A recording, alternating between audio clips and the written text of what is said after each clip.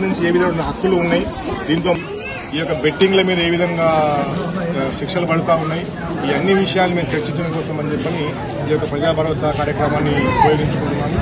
Public లో ఒక అవగాహన సదస్సును కల్పించడం, పబ్లిక్ ను అవేర్ చేయడము, నేరాలు జరిగితే వాటి మీద కేసులు నమోదు చేసి వాళ్ళని శిక్షించడము దీని యొక్క ముఖ్య ఉద్దేశము. ఇది జిల్లా వ్యాప్తంగా ప్రతి బుధవారం రోజు కూడా జిల్లా వ్యాప్తంగా జరుగుతూ ఉన్నది. మొత్తం 8 సర్కిళ్ల పరిధిలో ఈ రోజు ఈ కార్యక్రమం జరుగుతూ ఉంటుంది. కాబట్టి ఈ కార్యక్రమానికి అశేషంగా ప్రేక్షకుల నుంచి మాకు ఆదరణ ఉంది.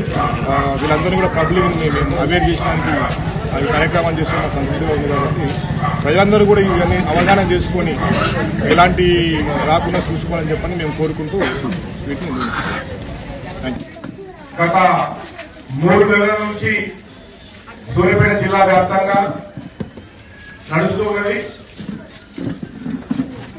ఈ కార్యక్రమం వారంలో ఒక రోజు, ప్రతి బుధవారం రోజు Huzur Nagar circle police station పరిధిలో ఒక పోలీస్ స్టేషన్ లోని ఒక గ్రామంలో పెట్టడం జరుగుతుంది.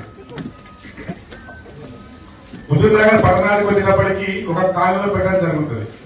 అంటే నెలకు ఒక ప్రోగ్రాము మన సర్కిల్ పరిధిలో పోలీసు వారికి ప్రజలకు ఉన్నటువంటి అనుబంధం ఎలాంటిది, వందకాలు ఎట్లా ఏర్పాటు చేయడం జరిగింది, 1930 నెంబర్కు ఫోన్ చేసి ఎవరు వస్తారు, 100కు ఫోన్ చేసి ఎవరు వస్తారు, ఇలాంటి అన్ని విషయాలు మనం చర్చించుకోవడం జరుగుతుంది.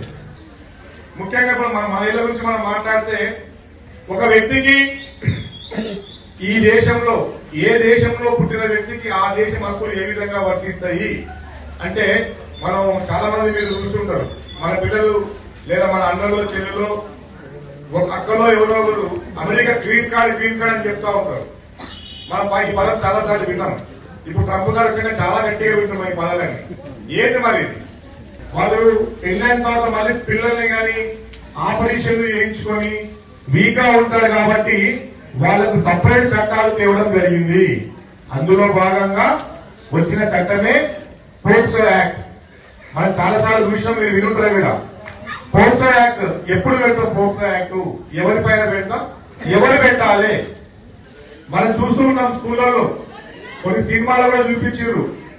వయసు వస్తున్న అమ్మాయి చేస్తే వాడు ఏ ఉద్దేశంతో టచ్ చేస్తున్నాడు, పాపను వాడు టచ్ చేసే ప్లేస్ ను బట్టి జనరల్ గా మనం ఒకరిని దీవించాలని తలపైన చేతులు పెడతాం, చల్లముని బిడ్డ అని చెప్పేసి లోకల్ గా మాట్లాడుతున్నాం.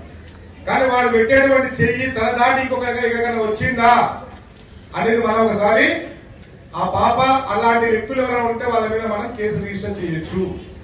ఇక్కడ చేయి టచ్ చేస్తుందా, ఇక్కడ చేయి టచ్ చేస్తుందా, ఇంకా టచ్ చేయని ప్రాంతాల్లో టచ్ చేస్తున్నారా, ఇలాంటివి తల్లులు మీరే పిల్లలు ఇంటికి వచ్చినప్పుడు, ఇది స్కూల్లో జరగవచ్చు, ఇంట్లో జరగవచ్చు, బంధువులైతే జరగవచ్చు, పెళ్లిలో జరగవచ్చు, ఎక్కడైనా జరగవచ్చు.